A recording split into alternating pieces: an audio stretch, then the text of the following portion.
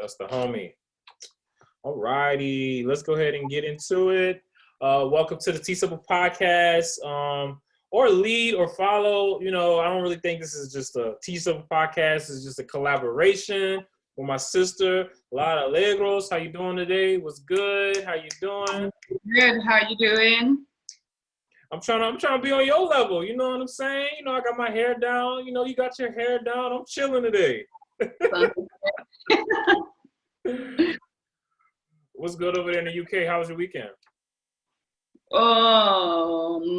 Weekend is not being easy. There is a missing woman in my neighborhood.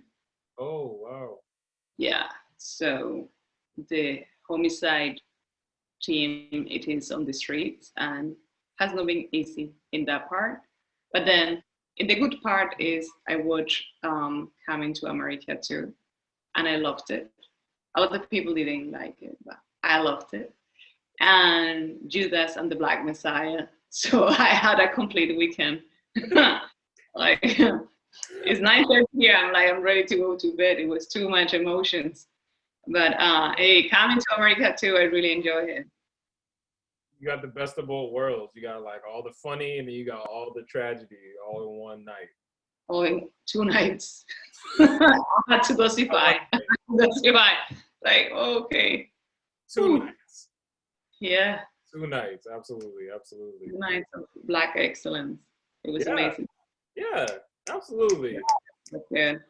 If there was a Pan-African award, you would be the most qualified for that.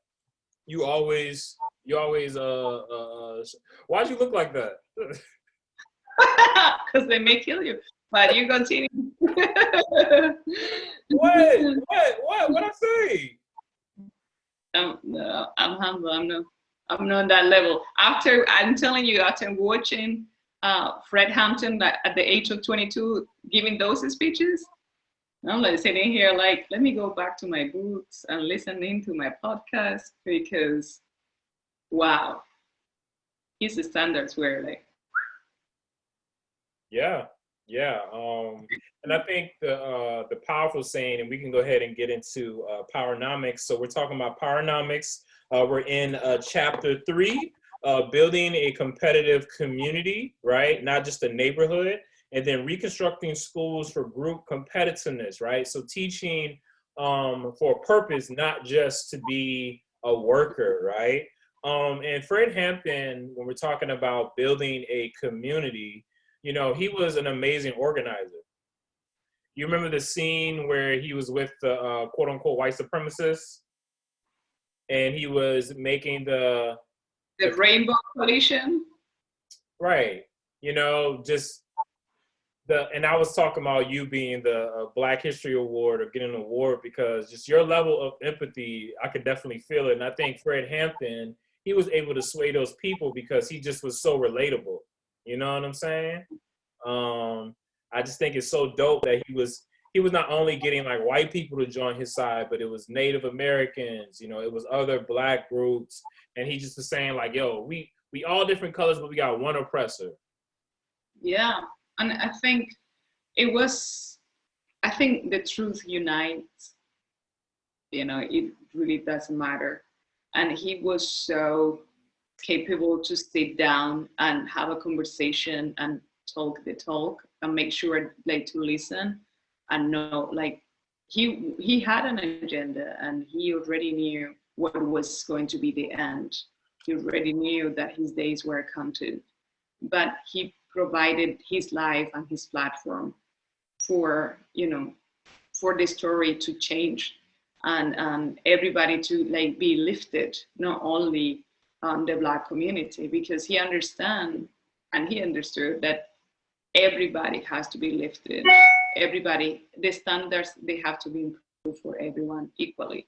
And I really like that. It was very impressive.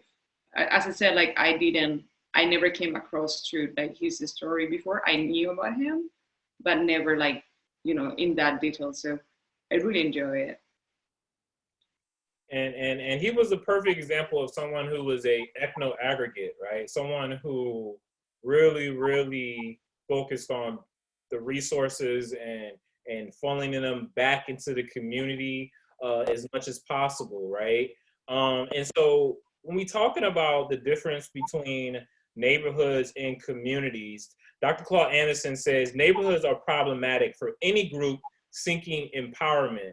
And Claud Anderson really talks about like empowerment, right? Because you can live in a society that does not empower you, and you can live in a society that does empower you, and your outcomes can be drastically different.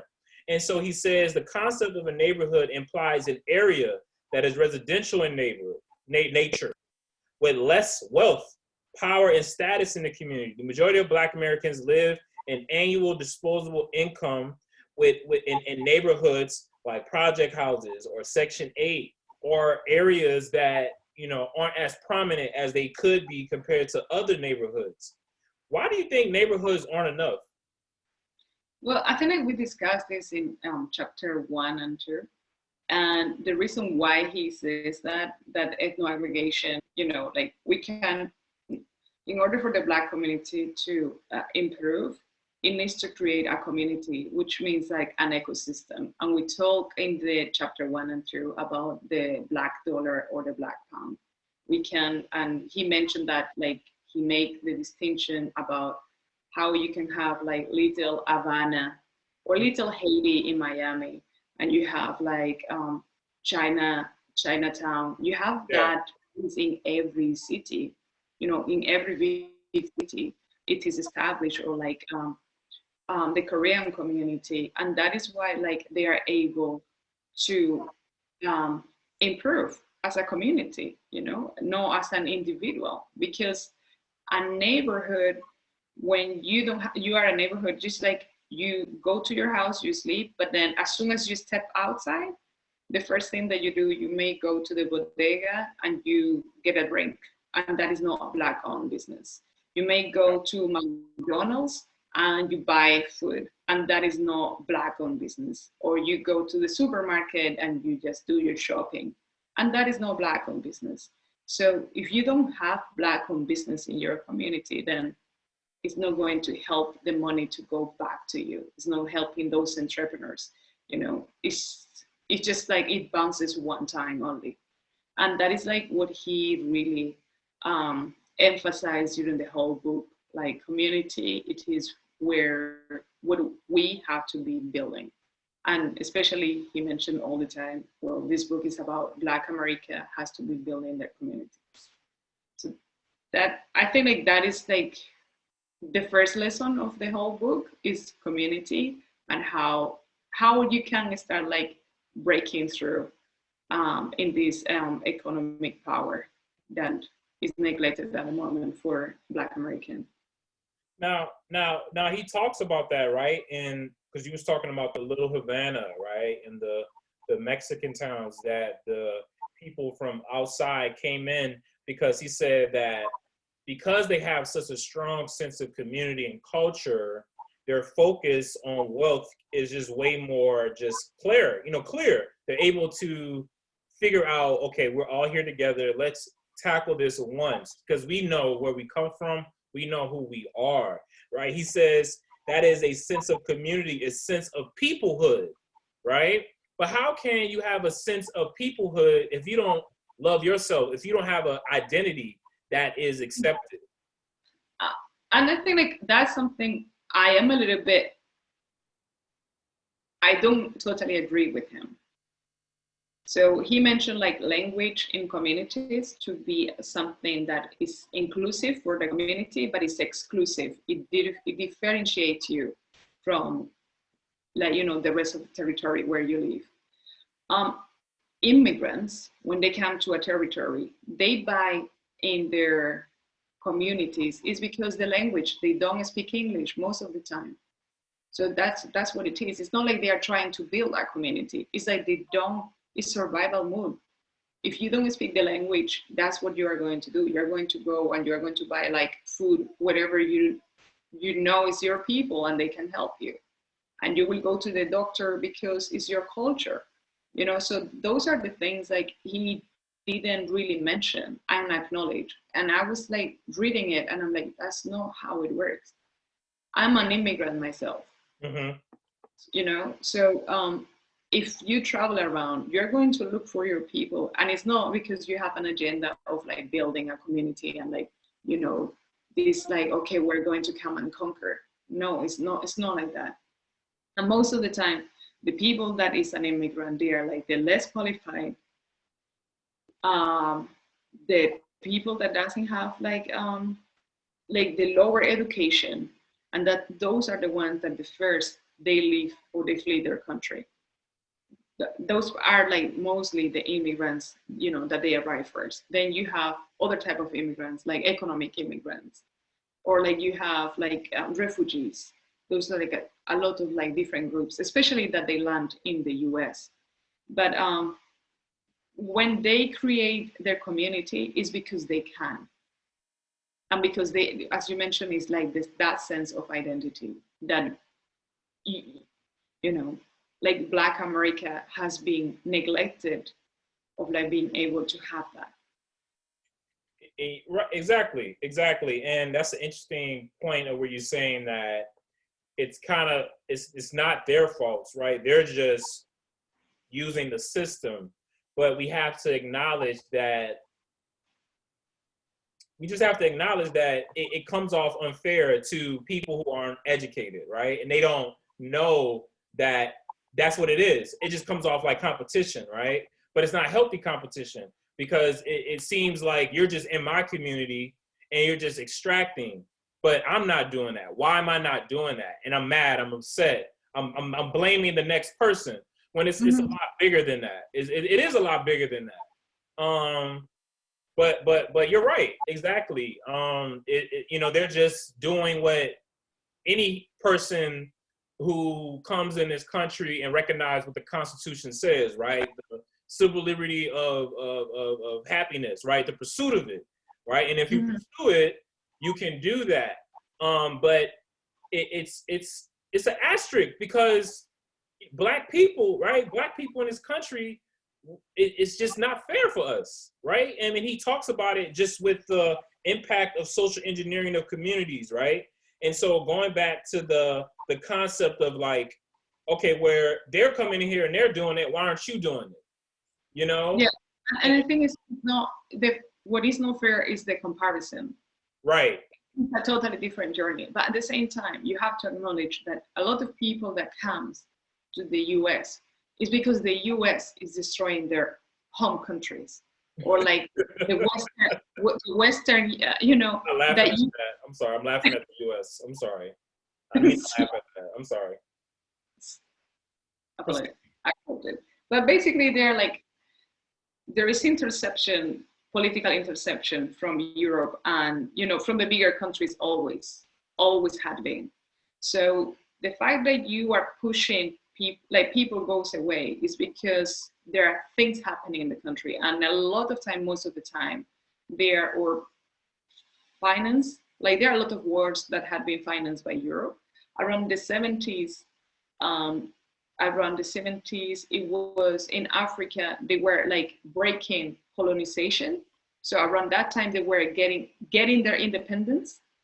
And if you look into, for example, Haiti, for example, we had a dictatorship that it was supported by the US.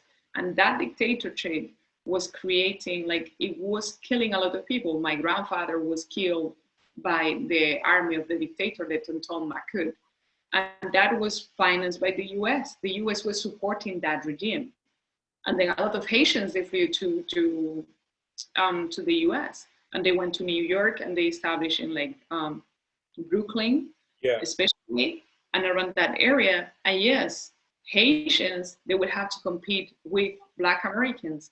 But Haitians, what they were bringing was the sense of identity. A lot of them, they were already, you know, the level of like education was a lot of times better than what Black America had access to.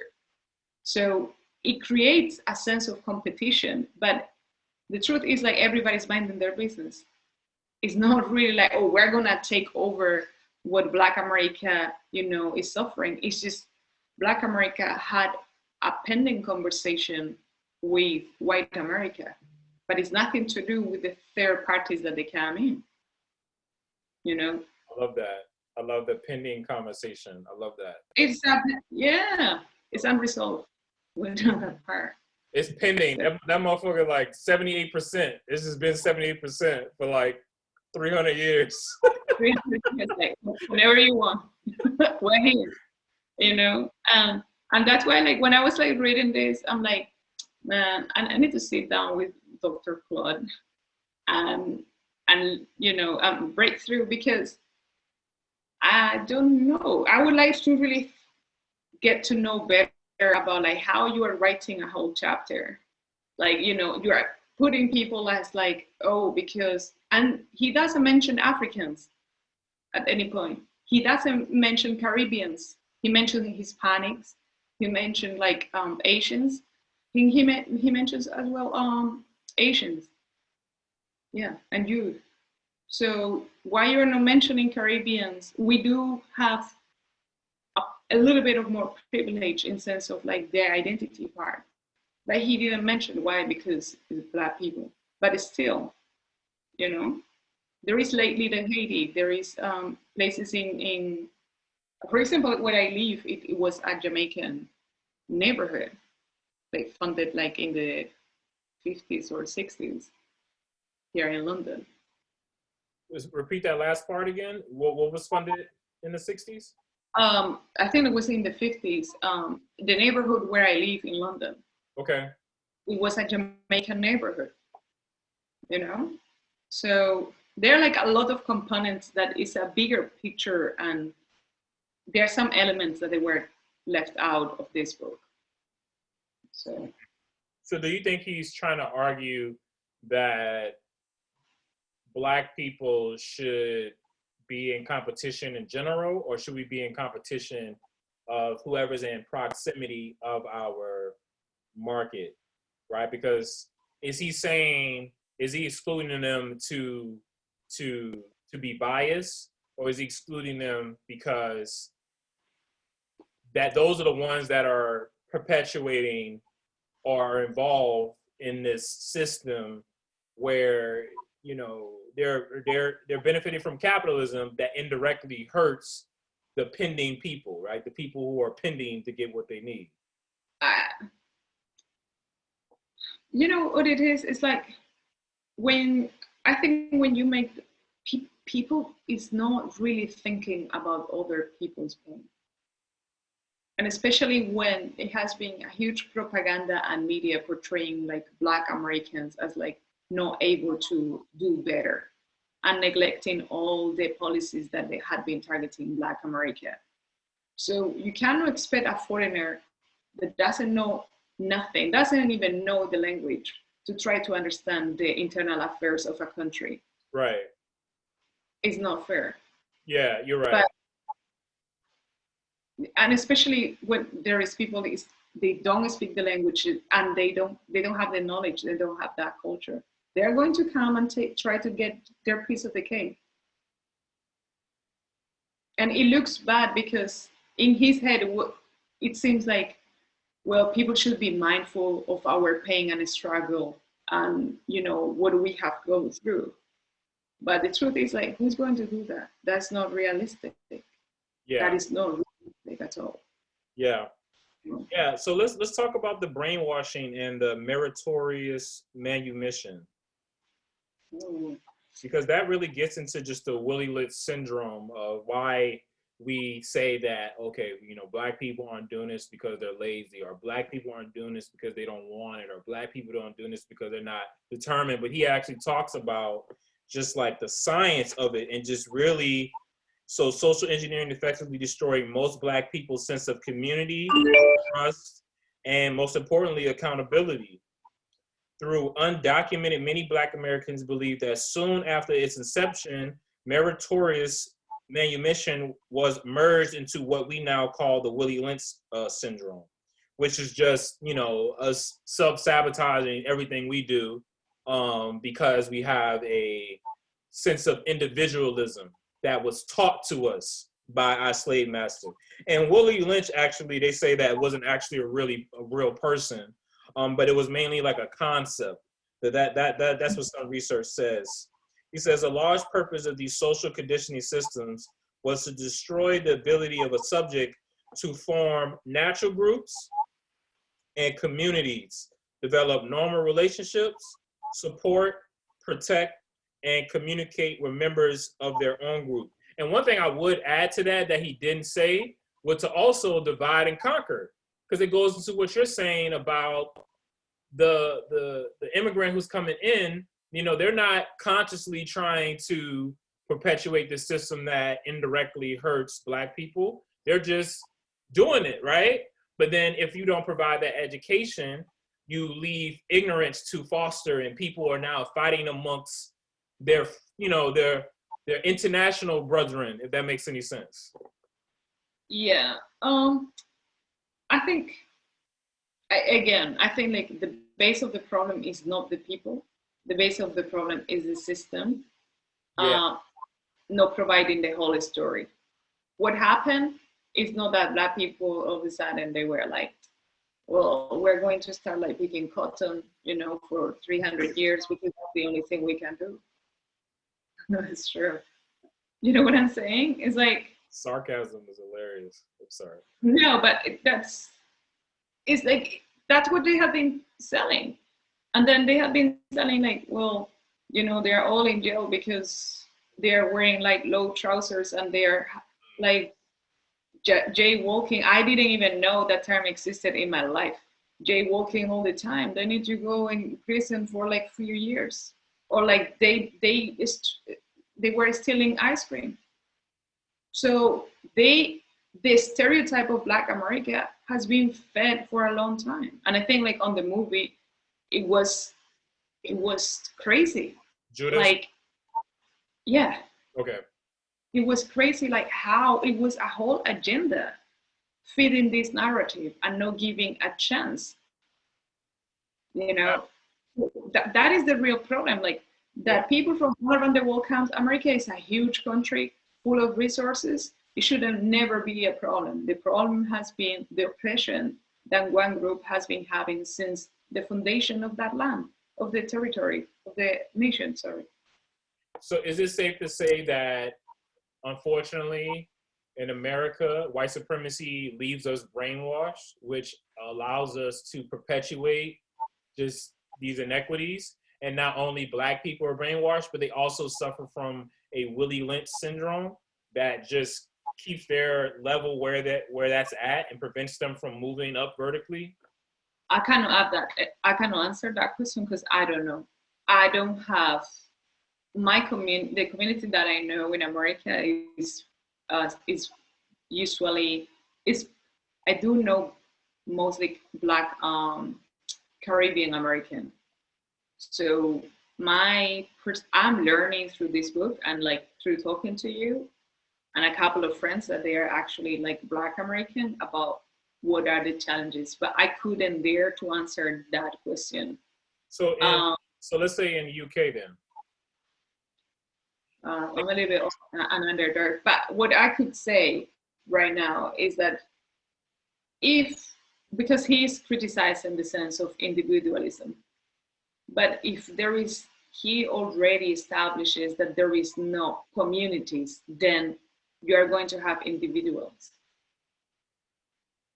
So it's not like I don't think that people is actually like trying to like damage their own community.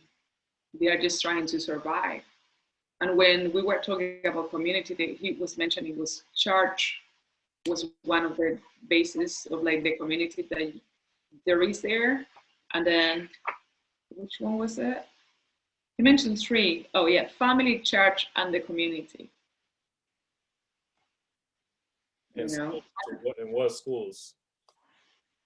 And so I don't really think it's that much of like the damage made by the individuals, but the damage because there is no unstable community. That's what I would say. I think that is really, really important, right? Because he gets into talking about the strongest individualistic versus the strong group oriented. So in page 72. Yeah. And he talks about how Japanese, Chinese, Asian, Arab, Middle East, Latin American, Hispanic. Again, he's not mentioning, Caribbean or African or not non-American African. And he says that he compares that to the most individualistic is England, Britain, other European countries, Canada, US, and then Black America. And again, when he said something like that, give me some context. What are you talking about? Because he said that, but he is not talking about every nation. I need to know, what are you based on? Like other Asian nations, you know how many Asian nations there are? And so many like different religions. Then when he said like England and Great Britain, I mean, England is within Great Britain, so are you really making a difference for any particular reason? Because it's Scotland, they want to be independent, and I need, and other European nations, that is like another like 28 countries, North America, United States, Canada, Black America, and then group orient. I don't know. I'm like, I want Claud to win, but this was a little bit too vague for me. Like, what exactly is he talking about here? I don't get it. He put the nations in groups,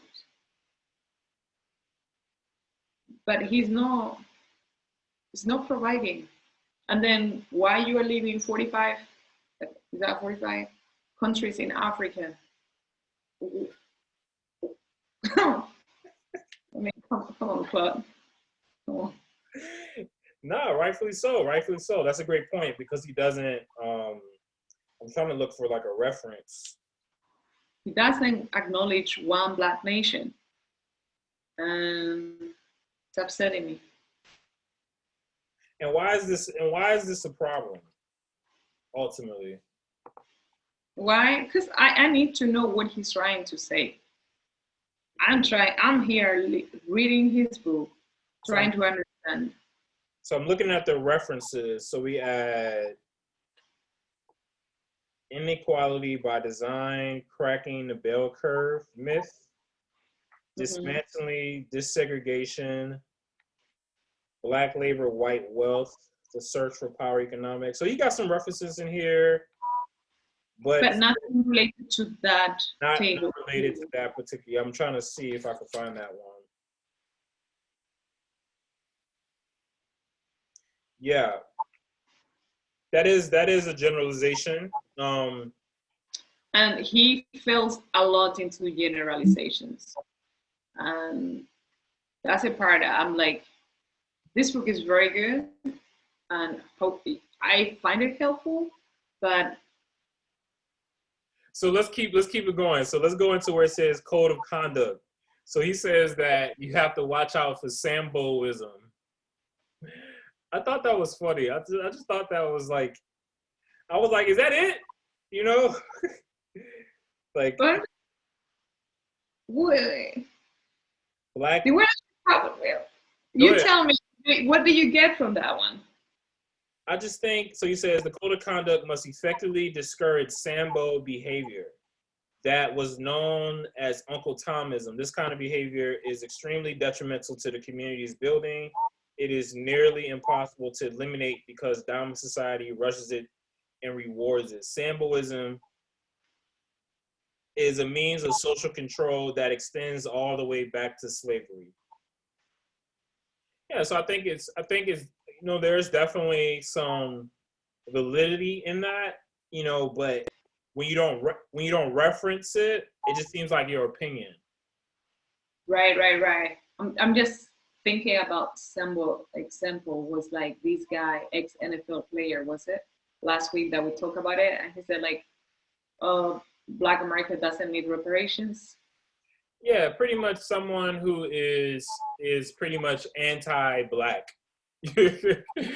Someone who is not Yeah, but you're black, right? Exactly. Yeah. And so that is what he talks about.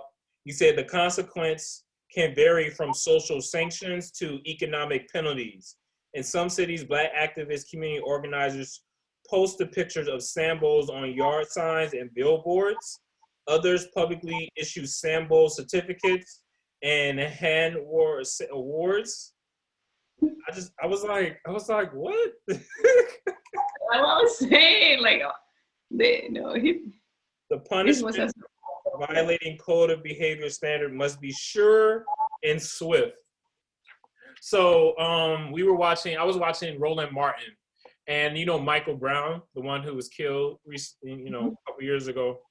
So Black Lives Matter, they recently put out a report of just like all the money that they got, $90 million.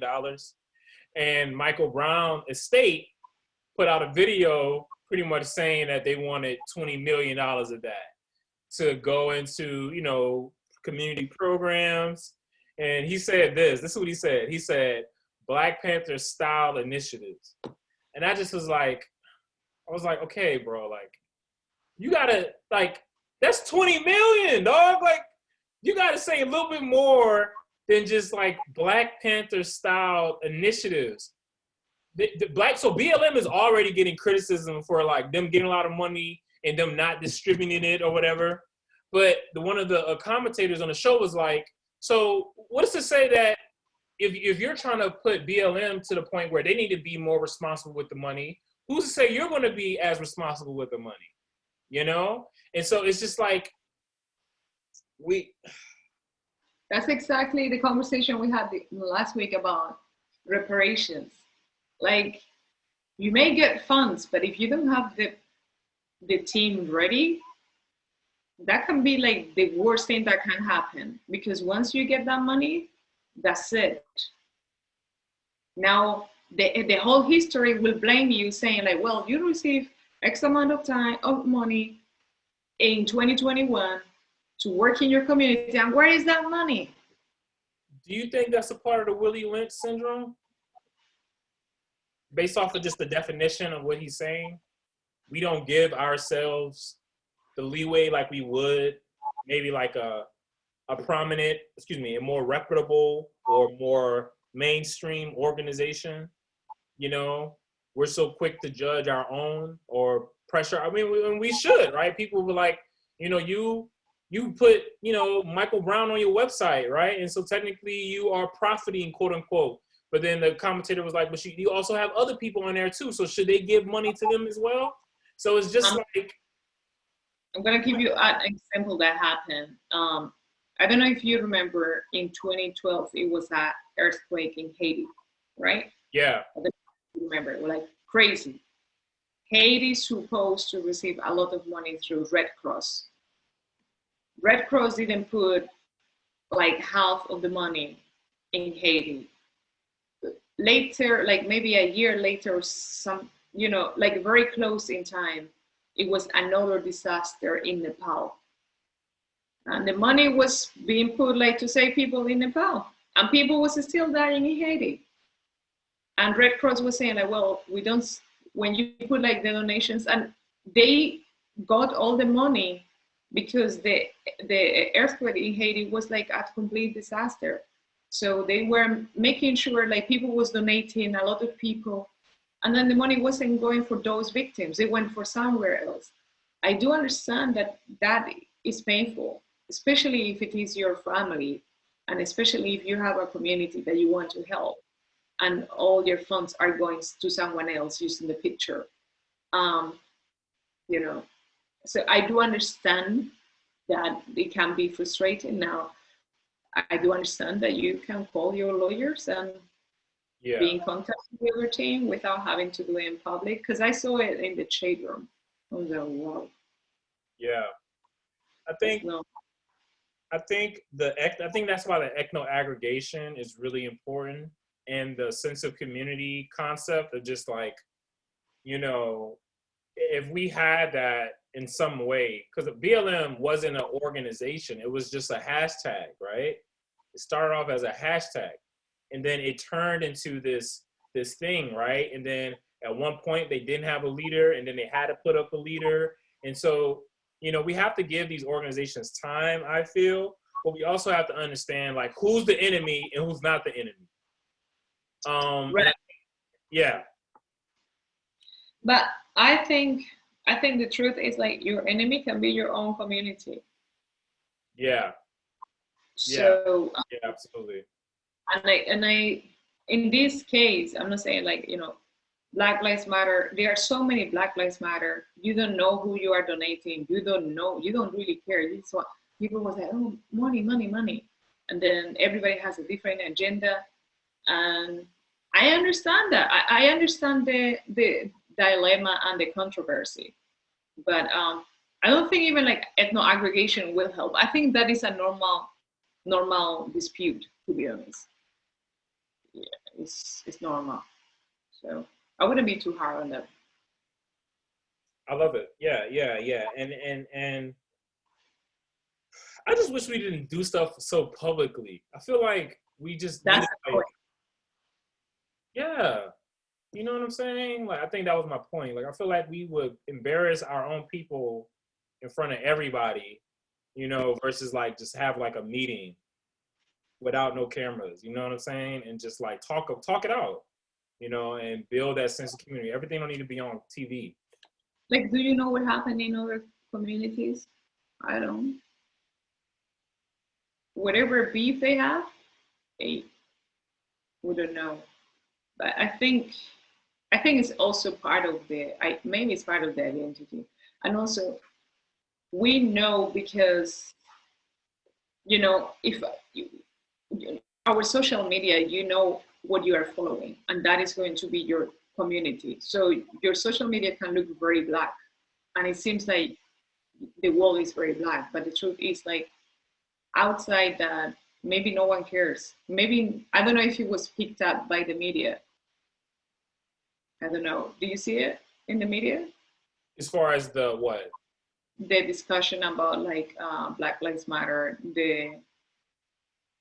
and Michael Brown. So either it'll be someone who took money from Black Lives Matter. They'll post that on the media. But this one was a video that the Michael Brown estate put out on the internet. And right. So that's what I'm saying. Like, they put it out there, right? So it's like 90 million, you want 20 million, dog? Like, that's like, I want a business plan. I want to know what I'm saying? Come on, man. So he says, in conclusion, you want to go ahead and go, this is 87. He says, each Black neighborhood should articulate a common sense of belief and value regarding taking business risks, making a commitment, and saving an investment, striving to achieve uniform high educational standards, abetting by code of personal and group conduct, and supporting trust system, a team spirit ethos, and group self-interest. And I love how you just simplifying a lot of this stuff. You're just like, people do that already. They're just working together. You know what I'm saying? People do that. People are doing these things, And also, I just want to add, he also mentioned, when he was talking about boundary maintenance, where he was saying, like, oh, because you see, like, communities identify themselves and they put the flag of their country marking the territory. Well, they are not marking the territory. They are attracting customers. It's not that deep in that sense. You're not marking, like, oh, you have the Haitian flag because this is Haiti. No, it's because you want your customers, your Haitian community, to be able to go and buy, that they know that you speak the language. Yeah. This is a very, the way that he is portraying this, it sounded very like someone who has the privilege that he goes and speak English everywhere, and everywhere you go and travel, people try to understand you. Like, the truth is, the rest of the world, we struggle to communicate. And if you're far from your house, you're trying to get, like, your access to your food, or like if you have to send money, You know, it's very important. If you see the flag, you know that someone is going to be able to help you. That's why when he was mentioning that, I was like, this is terrible. At this point, like this is like getting too much because it's the whole chapter. And another thing he says, like he said, like, oh, because able to speak Ebonics, and a Black American doesn't have any identity or representation. When the truth is, Black America, when goes out and travel, you are under the American flag. And you really get close to the American flag and the passport, knowing that you're going to be better treated most of the time when you are outside.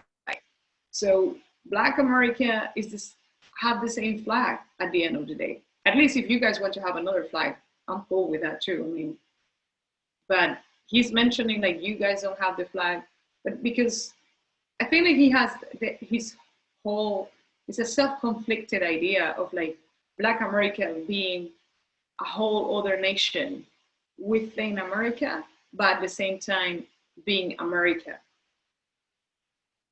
You understand? I mean, that is the community that really loves this book. You know, it's the I need reparations now. You know, we want to create our own nation. You know what I'm saying?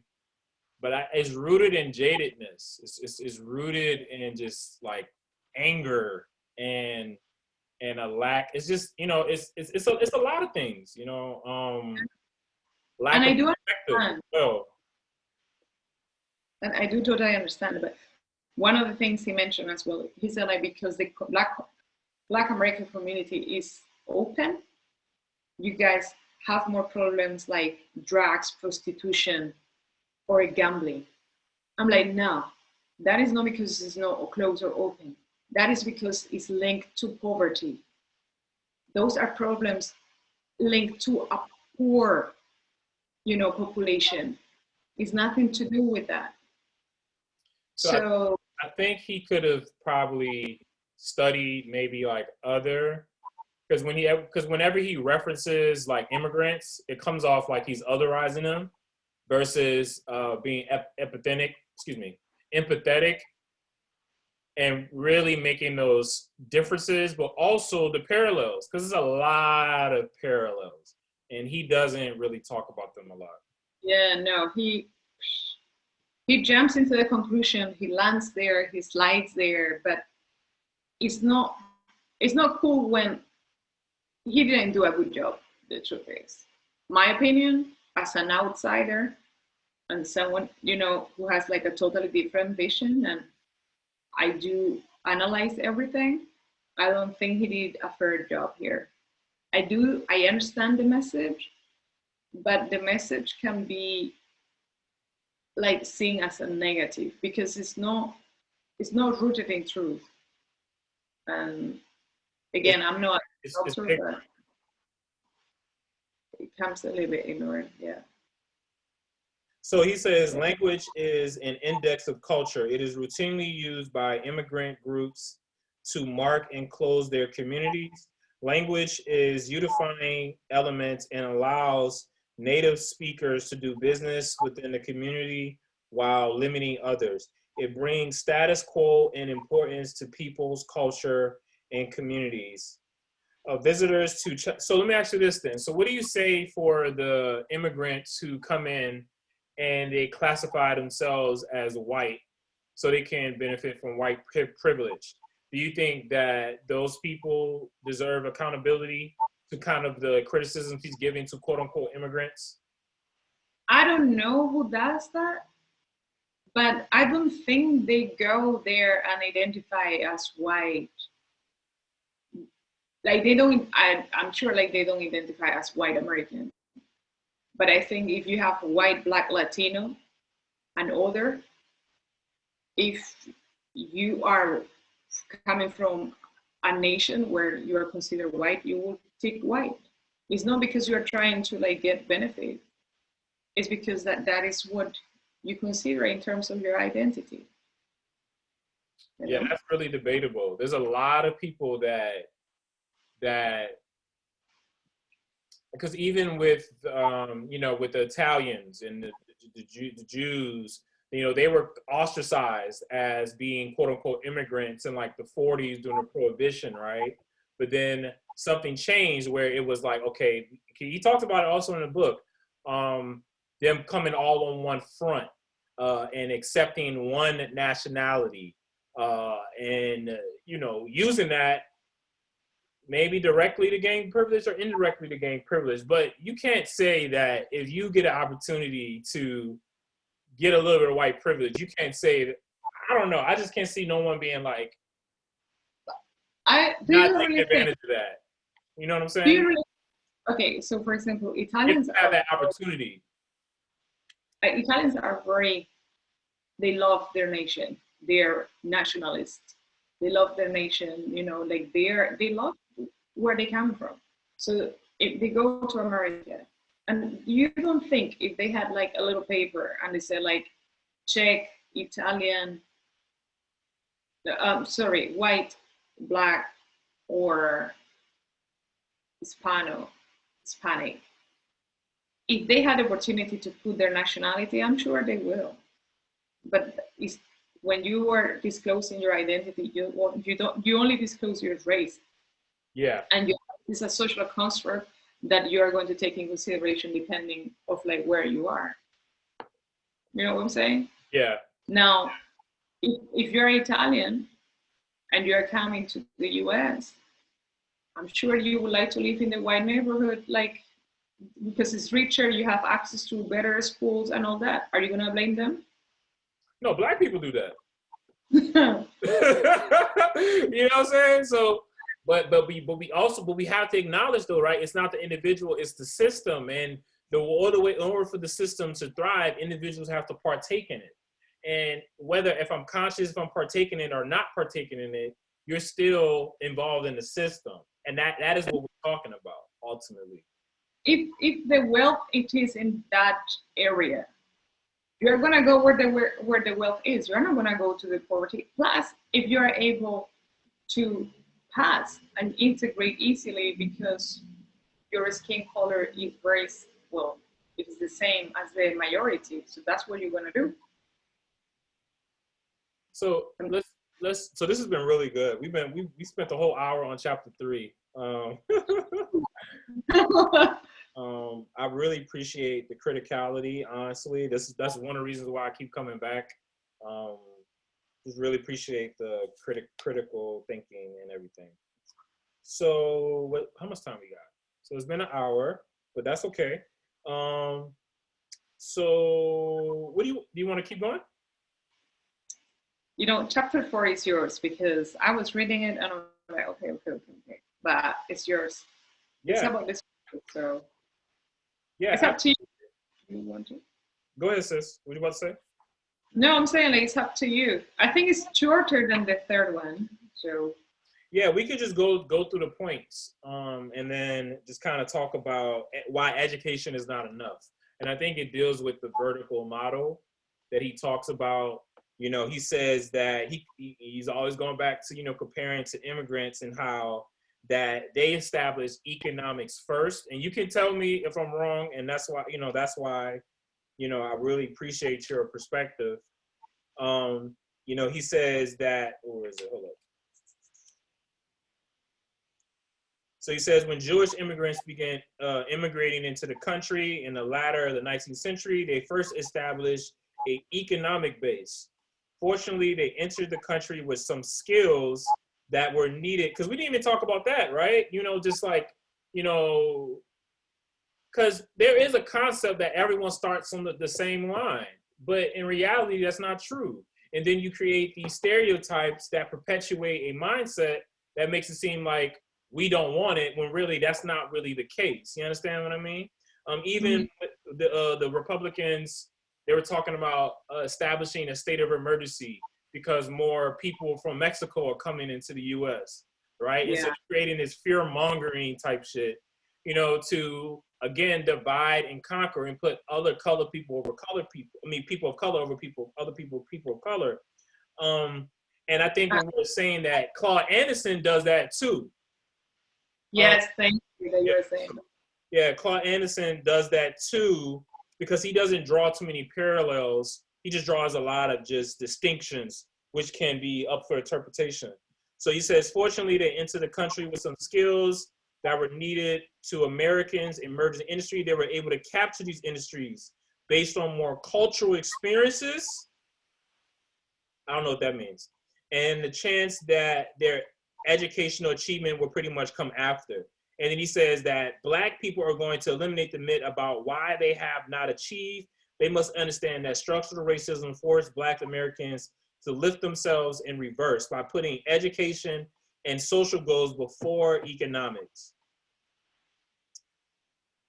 So that is really controversial, because one thing you would say, you know, education is what freed us, I feel. You know, I feel like education is what allows us to really be the example of civil rights, you know, because by Brown versus Board, we pushed for better, more quality education.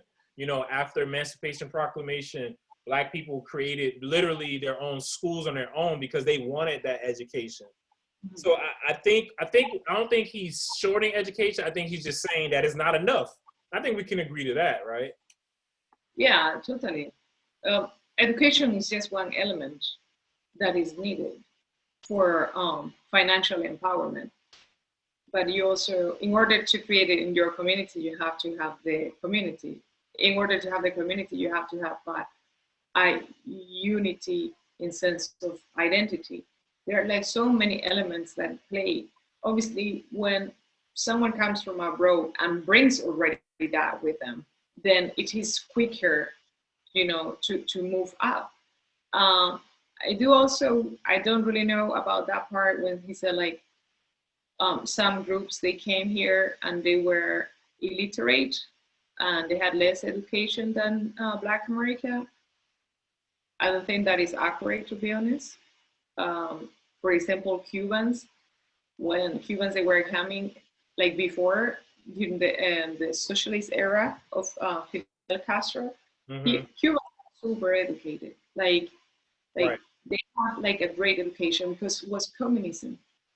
So you have that, you know? So there are like a few things I'm like, damn. But I do, yeah, I agree with that. Like education is one of like the main elements that needs to be established. And he mentioned as well that education needs to be, you cannot let others to educate your children. And I think that was very, very, yeah, I agree with it. I think last week, a couple of schools, they were rejecting Black curriculum being integrated in their school. Yeah. And that is where the identity starts. Like it is like kind of like a circle that you can start anywhere and it will take you back, you know, to ethno-aggregation and all that. So I would like to know, like, how you work in education, how you find that? Is like, is Black curriculum increasing now, or it is the same? Yeah, it actually is increasing now. But it all starts with like, so you've heard about what's happening with Dr. Seuss? Yes. Right. So yeah, so a lot of that is happening, right? So people are saying we don't want Dr. Seuss. We don't want these racist named schools, right? So we're going through this transformation process, and now we're implementing culturally responsive teaching, reality pedagogy. There are many all-white schools that are like literally getting criticized because they don't have culturally responsive curriculum or culturally responsive thinking or pedagogy, right? And so it's changing. It is changing. It's changing drastically. It's pretty amazing. Because like Black history doesn't, it needs to be provided in every school. It's not like for Black students. It needs to be in every school. Exactly. Otherwise, we cannot eliminate, you know, this subconscious bias.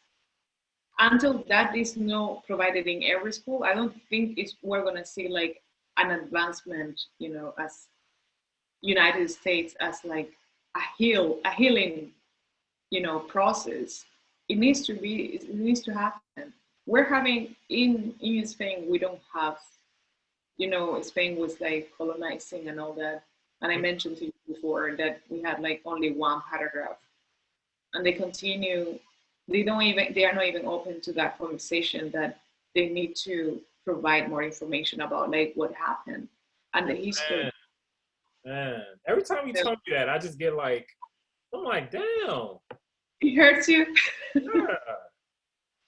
It's But eventually it's gonna happen though.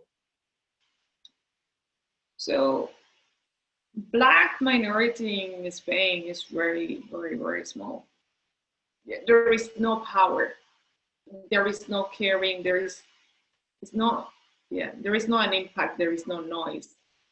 Do y'all glorify, excuse me, is there a community in Spain that glorifies Christopher Columbus? Community, the whole country. Okay, so that's what I thought. I didn't want to be ignorant. So that's what I thought. And that's a very good question because, you know, Black Lives Matter happened, and during the month of like July, there were like protests everywhere, May, June. So it happened. I went to Spain, and I went to see my sister. I went to the capital, to Madrid, and obviously I'm there, and you know, here sometimes people can think like my identity can be ambiguous. When I am there, I'm like, I'm a Black Spaniard. That's who I am. Yeah. And there is no dispute. There is no, you know, it's no confusion. And we were there, and then we passed through a whole like super huge monument. I'm like, who is that guy there? And then I saw the police. The police was custodying the monument because all around the world, people was, you know, saying like, that's enough. We cannot be glorifying these people. So there were like 4 police officers in the middle of the night custodying this monument. The Black population in Madrid is very small, but just because they didn't want that to happen. In Barcelona, there is another huge monument of like Christopher Columbus, Colón, that's how it's called there.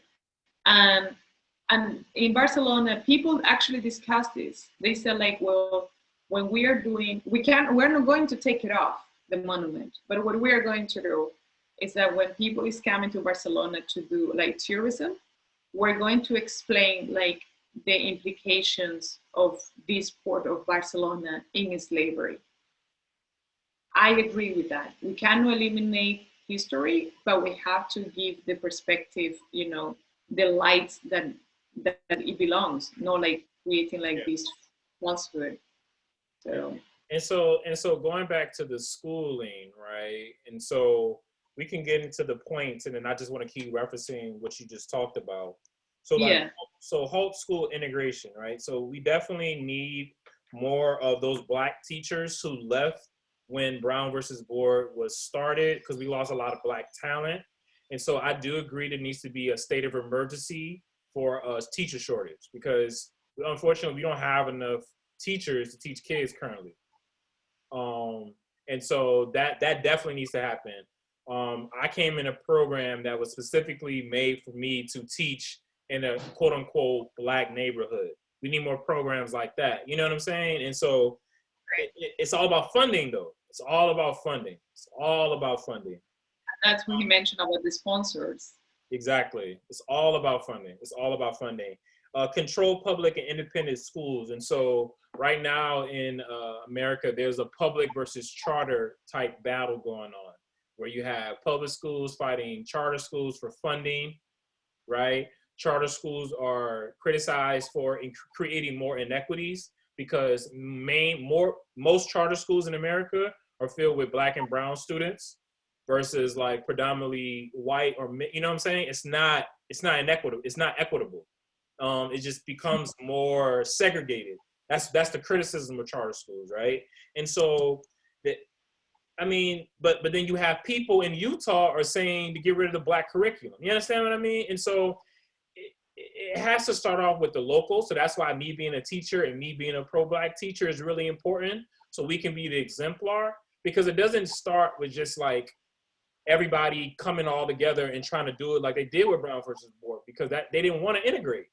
They didn't want people to come to those schools. And so it's a tough thing, but I think it always starts with the individual. Independent schools. So like my school is named after a guy who grew up in the same neighborhood. He was an NBA basketball player. He used his resources and started his own school like LeBron James did. He actually did it before LeBron James. We need more people to do those things, you know, because he's an inspiration. Got it. Cooperative group learning versus individualism. So this whole pandemic taught us that when we only think through equality and we think that one size fits all, we actually end up doing more damage. So with like the laptops, right? So there's a digital divide. Kids don't have computers. Kids don't have Wi-Fi. So we thought that we could easily solve this issue by just giving everybody laptops. And it didn't solve the issue, right? It's way deeper. We need to think through an equity lens. And so the cooperative group learning comes from developing those relationships with those parents. You really understanding the problems of your community. He says that in the beginning of the chapter, the school should solve the problems of that school's community, right? The school should be aware of what's going on in that case. So it says proposed solutions must be based on realistic needs and socioeconomic problems of Black children, right? Because so many kids are bored in school because they don't like, what's the point of this? You know, like, what am I really getting this for? What's the return on investment? I feel like we need to be more explicit with that with schools. What do you think about that? Yeah, I mean, again, this is your expertise, but I do understand that a school needs to like reflect the community that they're serving, and just like being shaped for like to serve the community ultimately. So it just doesn't make sense that there is a lack of flexibility in order to like teach those kids and for the benefit of like the students. It is more about like, this is what it is and this is what you have to do. And I do understand, like, you know, as teachers, you must be having to navigate like how to adapt as much as you can without like, you know, without the framework that is given, that sometimes it doesn't necessarily apply the community to the community. So it's amazing work that you guys do though. Thank you. Thank you. Yeah, because we're literally in the trenches, you know what I'm saying? You know, we see it, I'm serious, man. We see it every day. He says, but school must teach groupism. And go ahead, I'm sorry, what did you say? No, I'm just, sometimes it's choking, you know, it's just. I mean, but seriously though, like we had an assignment and we had to create like expectations for our school, and literally right next to the expectation, it was like pro-Black or anti-racist. Like it was like we have to now specify if our expectations are pro-Black and anti-racist, because they want us to ensure that we are being intentional. Wow. Isn't that crazy? That's a lot. Yeah. On top of learning maths, you have to, whoa. Yeah. But see, that's the thing though. Culturally responsive teaching is hard because you literally have to take an already established system and you have to revamp it. You know, you have to adapt it to your students' culture. Culturally responsive teaching is literally taking your students' cultural reference frame and putting it in the classroom so they can think better, so they can learn better. It's less about making them feel good and more about helping them think better and think deeper. So many times kids are caught off with like understanding what the question is asking versus really knowing how to do it. So many kids are caught up in like, what the hell is this question asking me to do? I know how to do it, but I just don't get what it's asking me, right? There's so many moments like that in education that we just need to be more explicit about. Something that he mentioned on the book as well. He mentioned like in schools they have to pick up what dysfunctional families cannot provide to those kids. It's not that too much to ask for you guys when you are spending like just a few hours through the week with these students, but you also have to, in order to provide literally what these students need to back up the lack of everything that can be happening in in their home. Yeah. Because that's a lot. That's a Yeah. lot of weight. Yeah, and we shouldn't have to do that, right? But if we fund schools equitably, you know what I mean? If we provide resources, then it's really just us implementing, and that's a whole nother problem, because you can have a school with a lot of resources, but you still have people caught up in their privilege, caught up in their own mindset, and they still don't want to make the changes needed for the kids. Reframing educational teams. He says community is the cornerstone of wealth and power. Again, the schools need to be a byproduct of the community, the community a byproduct of the school. You know what I'm saying? And so the school really needs to be that exemplar and provide resources and solutions for that community with the appropriate allocation of funds. You know what I mean? You know, we get money for reading interventionists. We get money for math interventionists. But unfortunately, we don't have people to fill those positions sometimes, you know? And so funding doesn't always solve it. So that's the thing. But the community, having that strong sense of community is just, it makes it a lot easier. Mm-hmm. Compository education alternative schools. So right now, we're leaving the college prep mindset. We're not just trying to prep kids for college. We're telling kids that now we just want you to have a post-secondary opportunity. You know, we just want you to have something. You know, like college may not be for you. It might be a trade school. It might be a vocational school. You know, it might be military. You might want to be a police officer. You might want to go to college. List all those opportunities for that kid so they can have options to choose from. So we don't have to put them in a box. That's very impressive, because so you guys are providing the kids like with the freedom of choice. Yeah. And yeah. It depends on the individual. Yeah, absolutely. And this is at the school that I told you that was started from a guy of the community, right? Because that ethno aggregation, I would say that he had that mindset. He just needed to know how to do it. But I think when you always have that mindset in the root, the outcomes are always going to come out in the kids' favor. And that's why I always keep coming back to the school that I'm at. Because even from the founder to the board members, to the principal, to the teachers, to the kids, to the family, everybody is on the same page, but we still have society. We still have this system that is so rooted in individualism. It's so hard to keep good people because money isn't everywhere, you know? Sorry, I'm very glad I'm hearing that from you, because forcing kids to go, that was my phone. You good. Sorry, forcing kids, it's about to die, so no, we're about to close. You good, you good. Forcing kids to go to college and like putting them into debt just to comply with the system, that is a very dangerous practice, especially when it is not public. So yeah, I'm very happy to hear that. That's good. Yeah. So again, so he talks about it. He says new role for Black colleges, you know, HBCUs, historically Black colleges. These schools originally were made just so the slaves can adapt to the new economy, because the cotton gin or cotton wasn't the economic base anymore. We had to create a labor force. We had to teach these skills.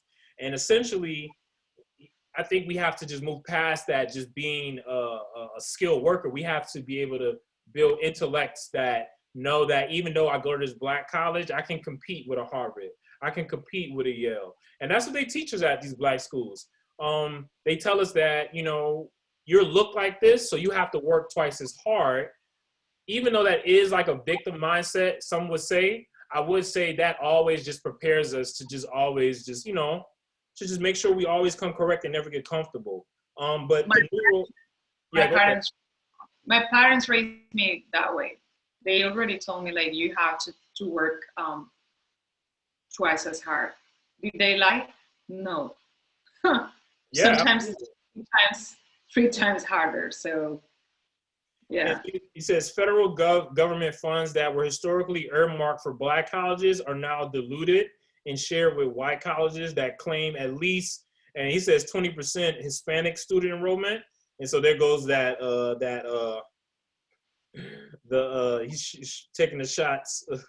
But I think how's that one? Where did he say that? 112. Look at 112. He said we started Roman. So he says federal government funds were diluted that were mainly meant for Black colleges, and it went to 20%. It went to white colleges that claimed at least 20% Hispanic student enrollment. The private funds donated to the College Fund, United Negro College Fund, which were exclusively directed to, it says, Blacks are now integrated to all minorities. So Jewish, Asian Indian, Hispanic students that were mainly needed for Black students. You know, I've heard that before. Again, I would just say that you can't say that we're trying to increase the achievement gap, but we're not funding schools equitably. And equitably just means it's not that I need a lot of money. It just means that we need the money that we need in order for us to be successful. And I think that is the missing piece that causes this, again, divide and conquer mindset. Yeah, because I think the problem is that Black America cannot be considered another minority, period. Yeah. Even it is a number that it cannot be the same as an immigrant community. Yeah, I love that. Like it cannot be that way. So everything that has been fought by Black America in order to gain this, now I cannot be open to other minorities. The whole point wasn't about Black America being a minority. The whole point was about Black America suffering from systematic racism. That it was the whole point, to solve that problem. It wasn't about numbers, right? Yeah. So, yeah, I love that. And we can close after I read this. So failure to rethink, restructure, reframe, retool, and resume control, because he was saying that a lot of charter schools are ran by white institutions or white people. You know, Black communities will produce yet another crop of non-competitive Black children. And so again, you know, just making sure that we're providing the skills they need to compete. And he talks about technology, right? You know, technology is just, you know, that's a whole nother, you know, we're all going through that now. And we've actually suffered the consequence of not making sure people are equitably taught computer literacy, you know, because if you have a whole world ran off a computer, but there's a percentage of people that may not know how to, or have the access to that, you can already know the outcomes of that. It's not going to be fair.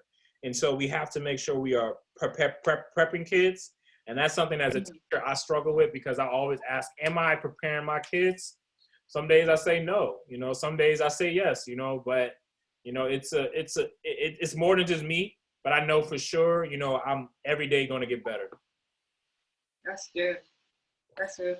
Thank you for providing like a very good insight about the education system in the US. That's something that was foreign for me. So, and one thing I would say, even if you have the mindset, even if you have you're still gonna have your hurdles. You're still gonna have your obstacles. I remember we had a Black teacher, like a predominantly Black staff. No, it actually wasn't that. It was just an amazing school year. Like kids were meeting their goals. We had a really great culture. Kids weren't getting suspended as much. You know, it was just an amazing vibe, right? And then the next year, a bunch of people left, you know, and then we had to start all over again, you know? And so yeah, go ahead. So they left because like they went to other schools or something, or yeah. So we have like teacher prep programs that will say, and this is another thing of talking about equity, right? You know, we have a lot of teachers that unfortunately that come in and they only have like 2-year commitments. And once they're done with that 2-year commitment, they go, you know? Mine was a 5-year commitment. You know, my program was a 5-year. My program isn't as normal as the other ones are, you know. But just imagine if you had to stay for 5 years, what type of connection you would probably have compared to you staying just for 2 years. And so if you just have 2 years, teachers are going to always recycle out, and kids are never really getting to adapt to just one style, you know, and it makes it hard. So would be a case of individualism there? Yeah, absolutely. Absolutely. Individualism, because there's not enough funding for teachers, right? So teachers feel a sense of urgency to get more money. So it means that they're either going to leave the teaching field or go to a different teaching role, right? That's what I'm talking about, like equity. Like the schools I teach at, we need to have the most funded schools and the most highly paid teachers, because we, unfortunately, we have 50% of our students are on free reduced lunch. So that means that we're a Title I school. You know what I mean? That means that we have certain inequities that other schools don't have, but we don't have the qualified teachers that are going to stay. You understand what I mean? Mm-hmm. And so if we're taking the SAT and a kid never had a math class because that teacher wasn't there, how do you think they're going to do on that math SAT? You know what I'm saying? So it's just making sure that we equitably fund schools and establish a state of emergency for this teacher shortage, because it's not fair. It's just not fair. It's not. Yeah, I remember before the pandemic, it was a lot of people going on the streets. It was in California. Yeah, they had teacher strikes. Yeah, I mean, and that's a whole nother story, right? You know, teacher unions have gotten to the point where in America, they're literally fighting with admin. And so there is a teacher versus admin dynamic. But guess what? Who gets the short end of the stick? The kids, you know? Yeah. And so it's individualism, and rightfully so, you know, but again, divide and conquer. You know, teachers are used and abused, you know, and they that's a predominantly women field. And, you know, women, they have their, you know, their certain just hurdles and inequities that they face every day. You know, I feel like that's another reason why teachers don't get paid enough, because there's so many of them are women, and society is just so sexist. You know, we don't want to pay women right. Shit, that's another book. It's a whole nother book. But this has been so good. I appreciate you, Ms. Legros. How was it today? We went in 2 hours almost. It always surprised me. I always was like, nah, this don't want to be that long. No, it was 2 hours. Yeah, it's good though. It's good though. And again, I really appreciate the criticality. Please keep coming with the you always analyzing stuff. I try to be good to Dr. Claud, but I kind of give flowers. Sometimes I'm like, nah, man, you're tripping. You are tripping. And that's good. You know, this book was made in 2005. It's 2021. Mindset is different. I'm sure. I wonder what you think the new edition probably would have been a little bit better. I don't think he did. No, he will update the numbers, but so last week to meet him, I would be like, yo, talk. What do you want people to get from this chapter, from this part? I think, okay, there are 2 lessons to learn. Critical thinking, you have to, when you're reading any book, you really have to be critical, because sometimes we put like people in pedestals and we think like, oh, he's the best, but then you are looking into it and you're reading, it's like, no, you know, I don't have, just because you are Black and you are doing a great job, it doesn't mean that I have to like close my eyes when I see things that they are not accurate. But I think, again, sense of community, how to build a community, and how education is a pillar of that community. I think like those are the 2 lessons that I will take. Regarding the community, the 3rd chapter is a controversy there. Like, I don't see it. I don't think that and again, because I really think that he's putting Black America as another minority, what the whole system is trying to do, gaslighting, and that is what I would appreciate. Like, he didn't do it. And when you're mentioning other nations, like, it's not that. People wasn't coming here to conquer. People was escaping, you know, like other issues that it wasn't that. So yeah, but I did really enjoy it, to be honest. Yeah, absolutely. Yeah, absolutely, absolutely. And I think the empowerment, we got to empower. You got to empower. I think if we focus with an empowerment mindset when we are building community, when we're teaching kids, or we are just trying to promote or support a Black business, it comes with that empowerment, because that business might not have the quote unquote the glitz and glam like other businesses have, but because you want to empower them, you know what I'm saying? And I think also empowerment allows you to see the beauty in what they offer, right? We can have hole in the wall businesses that look like shit, but the food is amazing. You know what I'm saying? And so I think that empathy and that empowerment allows you to really see, the potential of what people can offer. And we just have to stay consistent with the ethno aggregation. And we got to control our own schools, because if we control our own thinking, we can really, really make sure kids are prepared and not set up for the future. And I will add like something that obviously is not mentioned in the book, but we have to be more kind to ourselves and our kind. Yeah. We have to be kinder. We have to be more humble. We have to like take a seat and be willing to listen other people's stories, because otherwise we become another, like the same ghost that we are trying to fight. And I think like just being kind, that is a good lesson that I would say like we have to take into consideration. Do not think that everybody's your enemy. Do not think like everybody wants to attack you. Yeah. Yeah. So yeah, we'll say that. Be like Fred Hampton. Don't be like Bill O'Neill.